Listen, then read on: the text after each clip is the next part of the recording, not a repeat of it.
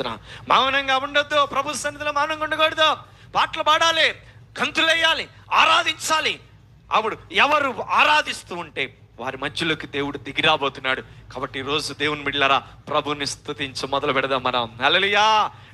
నువ్వు చూడండి, భక్తితో కూడిన, భయముతో కూడిన భక్తి చెయ్యండి. మీరు ఎంత దీవించబడతారో అంత దీవించబడతారు. స్తోత్రం చెబుతాం అందరం కూడా. భయము కావాలి. ఏంటి? అమ్మో నా ప్రభు ఉన్నాడు అంటే ఎలా ఉంటుందంటే ఆ విధంగా ఉంటుంది. నీ భక్తి మారిపోయిద్ది, నీ జీవితం మారిపోయిద్ది. స్తుతులు చెల్లించటం మంచిది. ఎందుకని? స్తుతి చెల్లిస్తే దీనులు ఏమైపోతారు?